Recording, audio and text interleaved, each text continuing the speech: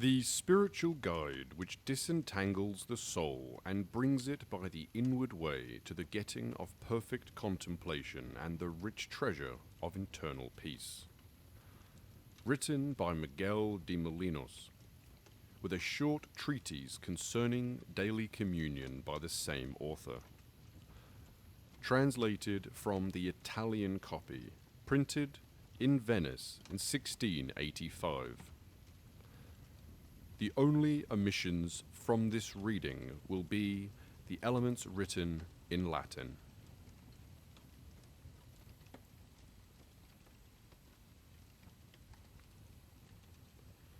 The spiritual guide which disentangles the soul and by the inward way leads it to the fruition of perfect contemplation and of the rich treasure of internal peace.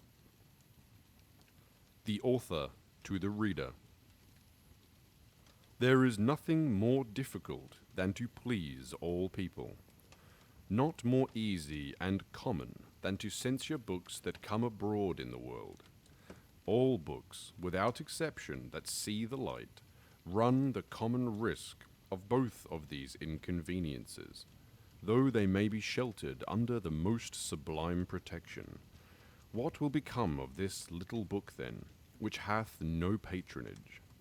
The subject whereof, being mystical and not well seasoned, it carries with it the common censure, and will seem insipid. Kind reader, if you understand it not, be not therefore apt to censure the same. The natural man may hear and read these spiritual matters, but he can never comprehend them. As St. Paul said, "The natural man receiveth not the things of the Spirit of God. If you condemn it, you condemn yourself to the number of wise men of this world, who, St. Denis says, that God imparts not this wisdom to them, as he does to the simple and the humble, though in the opinion of men they be ignorant." Mystical knowledge proceeds not from wit, but from experience. It is not invented, but proved. It is not read, but received, and is therefore most secure and efficacious, of great help, and plentiful in fruit. It enters not into the soul by ears, nor by the continual reading of books, but by the free infusion of the Holy Ghost, whose grace with the most delightful intimacy is communicated to the simple and to the lowly. There are some learned men who have never read these matters, and some spiritual men that hitherto have hardly relished them, and therefore both condemn them, one out of ignorance, and the other for want of experience. Besides, it is certain that he who hath not the experience of this sweetness cannot pass a judgment upon these mysterious secrets. Nay, rather he will be scandalized, as many are, when he hears the wonders which the divine love is wont to work in souls, because he finds no such rarities in his own. Who shall limit the goodness of God, whose arm is not shortened, but that he can now do what he hath wrought at other times? God calls neither the strongest nor the richest for their merit, but calls rather the weakest and most wretched, that his infinite mercy may shine forth the more. This science is not theoretical, but practical, wherein experience surpasses the most refined and ingenious speculation. Hence it was that Saint Teresa admonished her ghostly father that he should not confer about spiritual matters, but with spiritual men. Because, said she, if they know but one way, or if they have stopped midway, there is no success to be experienced. It will soon appear that he hath no experience of this practical and mystical science who shall condemn the doctrine of this book, and who hath not read St. Denis, St. Austin, St. Gregory, St. Bernard, St. Thomas, St. Bonaventure, and many other saints and doctors approved by the Church, who, like expert men, approve, commend, and teach the practice of this doctrine. It is to be taken notice of that the doctrine of this book instructs not all sorts of persons, but only those who have the senses and passions well mortified, who have already advanced and made progress in prayer, and are called by God to the inward way, who encourages and guides them, freeing them from obstacles which hinder the course to perfect contemplation. I have taken care to have the style of this book devout, chaste, and useful, without the ornament of polite sentences, ostentation of eloquence, or theological niceties. My only scope was to teach the naked truth, with humility, sincerity, and perspicuity. It is not to be wondered at that the new spiritual books are every day published in the world, because God hath always new light to communicate, and souls stand always in need of these instructions. All things have not been said, nor everything written. Hence it is that there will be writing to the end of the world. Wonderful were the lights that God Almighty communicated to his church by means of the angelical Dr. St. Thomas. And at the hour of his death, he himself said that the divine majesty had at that instant communicated to him so much light that all he had written before came short of it. God has then and always will have new lights to communicate, without any diminution to his own infinite wisdom. The many and grievous pains and difficulties of the inward way ought not to make a soul despond, because it is but reasonable that a thing of great value should cost dear. Be of good comfort, and believe that not only those which are here represented, but many others also will be overcome with the grace of God and internal fortitude. It was never my design to treat of contemplation, nor in defense of it, as many have done who have learnedly and speculatively published whole books, full of efficacious reasons, doctrines, and authorities of saints and of Holy Scripture, for confuting the opinion of those who without any ground have condemned and do condemn it. The experience of many years, by reason of the many souls who have trusted to my insufficiency for their conduct in the inward way, to which they have been called, hath convinced me of the great necessity they are in of having the obstacles taken out of their way, the inclinations, affections, and allurements removed, which wholly hinder the course and obstruct the way to perfect contemplation. This whole practical book tends chiefly to this end, because it is not enough to ascertain the inward way of contemplation, if the obstacles be not taken out of the way of those souls that are called and assured, which hinder their progress and spiritual flight, for which end I have made use rather of what God out of his infinite mercy hath inspired into me and taught me, than of anything that the speculative reading of books has suggested unto me, or furnished me with.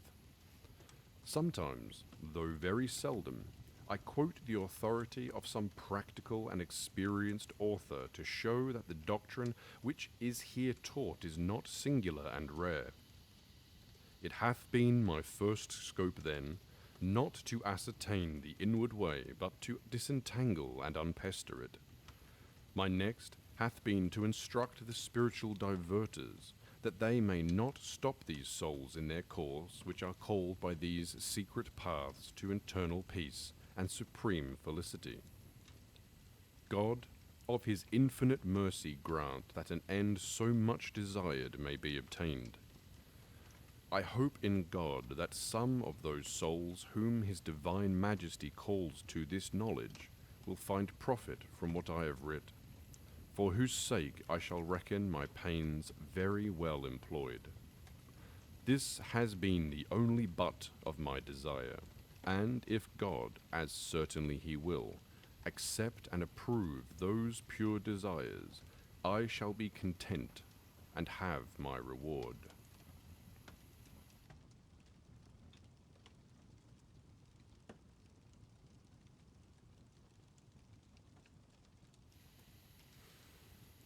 The Preface. First advertisement. By two ways one may go to God. The first by meditation and discourse or reasoning, the second by pure faith and contemplation. There are two ways of going to God. One by consideration and mental discourse, and the other by the purity of faith, an indistinct, general, and confused knowledge. The first is called meditation, the second, internal recollection or acquired contemplation. The first is of beginners, the second of proficients. The first is sensible and material, the second more naked, pure, and internal. When the soul is already accustomed to discourse of mysteries by the help of imagination and the use of corporeal images being carried from creature to creature and from knowledge to knowledge, though with very little of that which it wants, and from these to the Creator, then God is wont to take that soul by the hand, if rather he calls it not in the very beginning, and leads it without ratiociniation by the way of pure faith, making the intellect pass by all considerations and reasoning, draws it forward, and raises it out of this material and sensible state, making it under a simple and obscure knowledge of faith, wholly aspire to its bridegroom upon the wings of love without any farther necessity of the persuasions and informations of the intellect to make it love him, because in that manner the soul's love would be very scanty, much dependent on creature, stinted to drops, and these too but falling with pauses and intervals. By how much less it depends on creatures, and the more it relies on God alone and his secret documents, by the meditation of pure faith, the more durable, firm, and strong will that love be. After the soul hath already acquired the knowledge which all the meditations and corporeal images of creatures can give her, it now, the Lord raise her out of that state, by stripping her of ratiociniation and leaving her in divine darkness, to the end she may march in the straight way, and by pure faith let her be guided, and not love with the scantiness and tenuity that these direct, but let her suppose that the whole world and all that the most refined conceptions of the wisest understandings can tell her are nothing, and that the goodness and beauty of her beloved infinitely surpasses all their knowledge, being persuaded that creatures are too rude to inform her and to conduct her to the true knowledge of God. She ought then to advance forward with her love, leaving all her understanding behind. Let her love God as he is in himself, and not as her imagination says he is, and frames him to her. And if she cannot know him as he is in himself, let her love him without knowing him under the obscure veils of faith, in the same manner as a son who hath never seen his father, but fully believing those who have given him information of him, loves him, as if he had already seen him. The soul from which mental discourse is taken ought not to strain herself, nor solicitously seek for more clear and particular knowledge. But even without the supports of sensible consolations or notices, with poverty of spirit and deprived of all that the natural appetite requires, continue firm, quiet, and constant, letting the Lord work his work, though she may seem to be alone, exhausted and full of darkness, and though this appear to her to be idleness, it is only of her own sensible and material activity, not of God's, who is working true knowledge in her. Finally, the more the Spirit ascends, the more it is taken off of sensible objects. Many are the souls who have arrived and do arrive at this gate, but few have passed or do pass it for want of the experimental guide, and those who have had and actually have it for want of a true subjection and entire submission. They'll say that the will not love, but be inactive.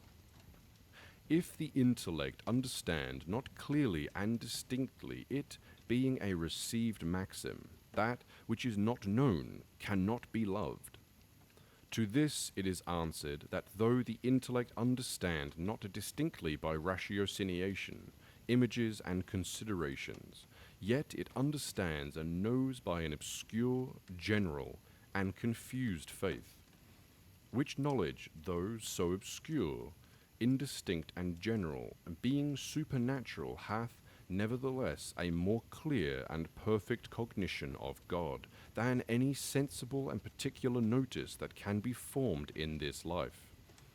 Because all corporeal and sensible representation is infinitely distant from God. We know God more perfectly, says St. Denis, by negatives than by affirmatives. We think more highly of God by knowing that he is incomprehensible and above all our capacity, than by conceiving him under any image or created beauty according to our rude understanding. A greater esteem and love will then flow from this confused, obscure, and negative than from any other sensible and distinct way, because that is more proper to God, and abstracted from creatures, and this, on the contrary, the more it depends on creatures, the less that it has of God.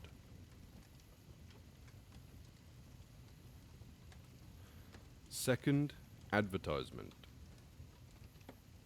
Declaring what meditation and contemplation are, and the difference that is between them.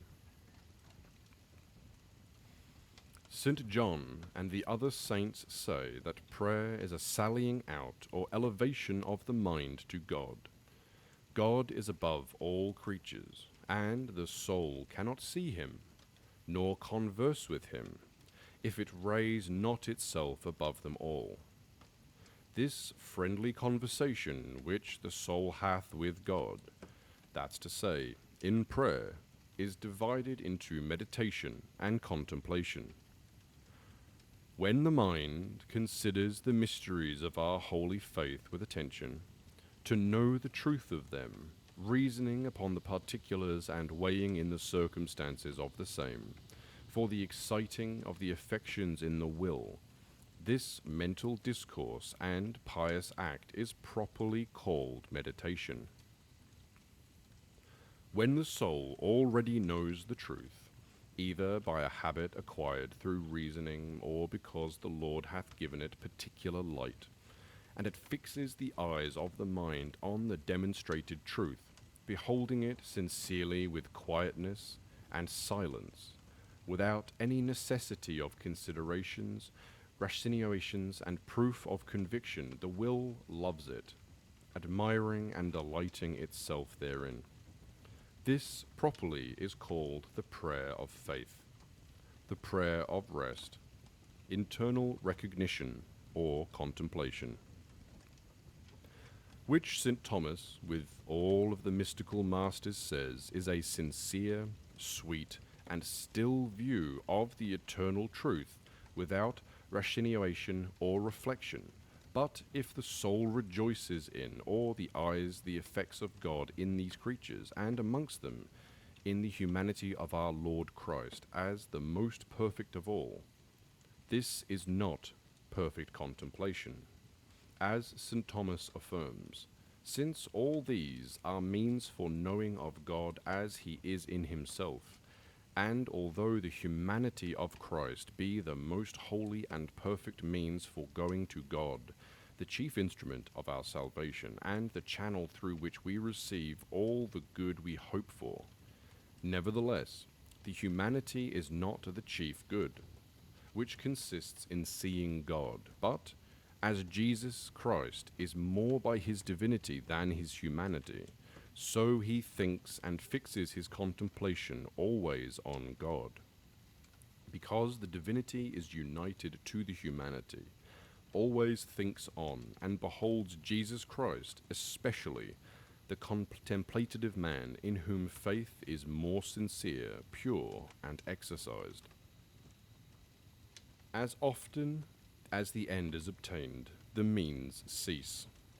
And when the ship arrives in the harbour, the voyage is over.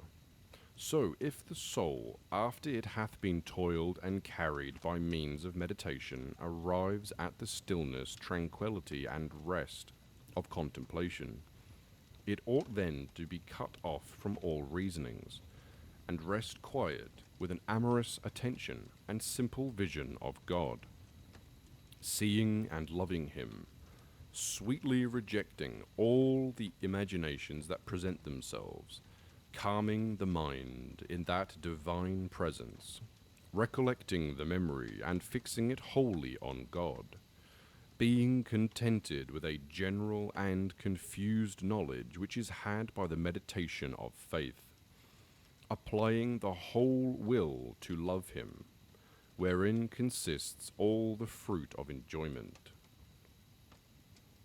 St. Denis says, "As for you, most dear Timothy, in applying yourself to mystical speculations, abstract from the senses and operations of the intellect, from all sensible and intelligible objects, and universally from all things that are and are not, and in an unknown and inexpressible way, as much as lies in the power of man, raise yourself to the union of him who is above all nature and knowledge."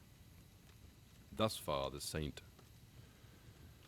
It concerns us then to forsake all created, sensible, intelligible, and affected beings, and, in short, everything that is and is not, that we may cast ourselves into the loving bosom of God, who will restore to us as much as we have left, increasing in us strength and power to love him more ardently, whose love will maintain itself within this holy and blessed silence, which is of more worth than all acts joined together. St. Thomas says, "It is the least thing that the understanding can know of God in this life, but much what the will can have of love." When the soul attains to this state, it ought wholly to retreat within itself in its own pure and profound center. Where the image of God is, there is amorous attention, silence, the forgetfulness of all things, the application of the will with perfect resignation, hearing and talking with God hand in hand, and in such a manner as if there was no other but them two in the world. Good reason have the saints to say that meditation operates with toil and with fruit, contemplation without toil, with quiet, rest, peace, delight, and far greater fruit. Meditation sows, and contemplation reaps. Meditation seeks, and contemplation finds. Meditation chews the food, contemplation tastes and feeds on it. All of this was said by mystical Bernard. Thus ye have an account of what meditation and contemplation are, and the difference that occurs between them.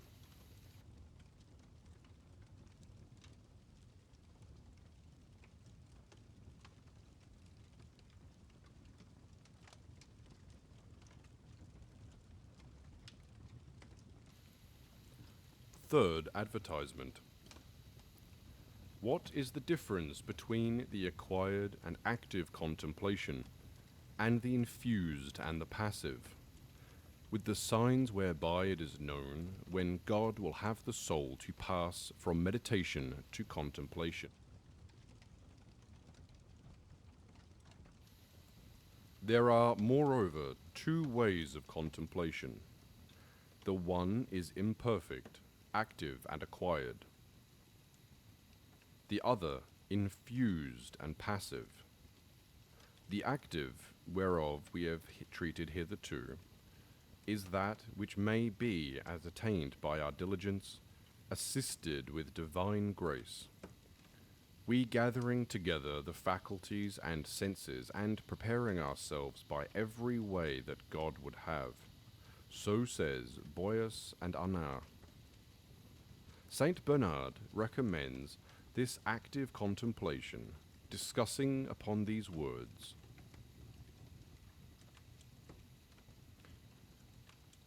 how much nearer a man approaches his own soul, or the soul of another, to God, so much more the acceptable is the sacrifice to God, from whence it is inferred that the application of a man's own soul, or the procuring that of another's to contemplation, is more acceptable to God than the applying of the same to action.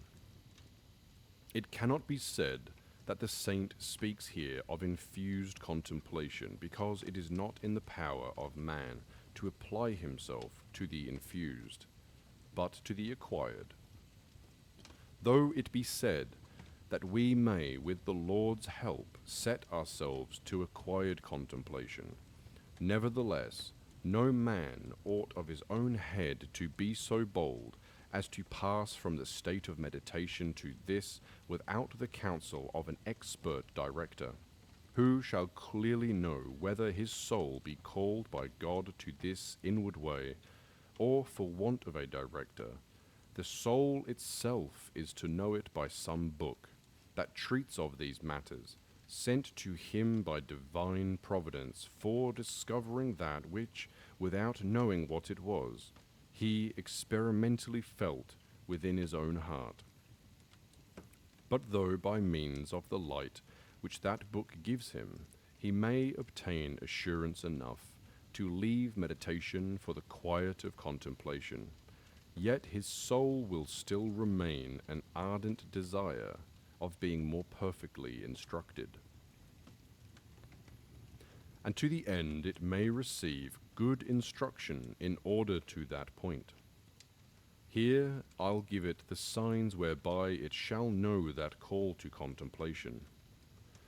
The first and chief is an ability to meditate, and if the soul meditate, it will perform it with much disquiet and irksomeness, provided that that proceed not from the indisposition of nature, or a melancholy humour, or a dryness springing from the want of preparation. It will be known not to any of these defects, but rather a true call, when that soul passes a day, a month, nay, and many months, without being able to discourse in prayer. The Lord guides the soul by contemplation, says the Holy Mother Teresa, and the mind finds itself much disabled from meditating the passion of Christ. Since meditation is nothing else but a seeking of God, the soul, once finding him, and retaining the custom of seeking him anew, by the operation of the will not be baffled with the intellect. The second sign is that, though it is wanting in sensible devotion, yet it covets solitude, and avoids conversation. The third, that the holy reading of godly books is usually tedious to it, because they speak not of the internal sweetness that is in its heart, though they know it not. The fourth, that though it find itself destitute of ratiocination, yet it hath a firm purpose of persevering in prayer. The fifth is, that it will experience a sense with great confusion of itself, abhorring guilt, and entertaining a higher esteem of God. The other contemplation is perfect and infused, wherein, as Saint Teresa says, God speaks to a man, sequestering his intellect, questioning his thought, and seizing the word in his mouth, so that if he would, he cannot speak, but with great pain. He understands that without the noise of words, the divine master is instructing him, suspending all his powers and faculties, because if at that time they should operate, they would do more hurt than good. These rejoice, but do not know how they rejoice. The soul is inflamed with love, and conceives not how it loves. It knows that it enjoys what it desires, and knows not the manner of that enjoyment. Well, it knows that it is not enjoyment which the intellect longs for. The will embraces it without understanding how, but being unable to understand anything, perceives that it is not good, which can be merited by all the labors put together which are suffered upon the earth for gaining it. It is a gift of the Lord of the soul and of heaven, who in the end gives as he is, and to whom he pleases as he pleases. Such is his majesty in this, that it does everything, and his operation is above our nature. All this we have from Holy Mother, in her Way to Perfection, chapter 25, from whence it follows that this contemplation is infused, and freely given by the Lord, to whom he pleases.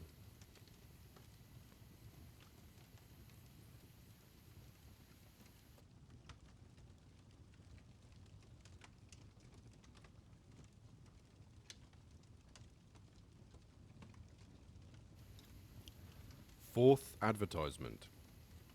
The burden of this book consisting in rooting out the rebellion of our own will, that we may attain to eternal peace. The way of inward peace is in all things to be conformed to the pleasure and disposition of the divine will, such as would have all things succeed and come to pass according to their own fancy, are not come to know this way, and therefore lead a harsh and bitter life, always restless and out of humour, without treading the way of peace, which consists in a total conformity to the will of God. This conformity is the sweet yoke that introduces us to the regions of internal peace and serenity. Here we may know that the rebellion of our will is the chief occasion of our disquiet, that because we will not submit to the sweet yoke of the divine will, we suffer so many straits and perturbations. O soul, if we submitted our own to the divine will, and to all his disposition, what tranquillity should we feel? What sweet peace, what inward serenity, what supreme felicity and earnest of bliss. This, then, is to be the burden of this book. May it please God to give me his divine light for discovering the secret paths of this inward way, and chief felicity of perfect peace.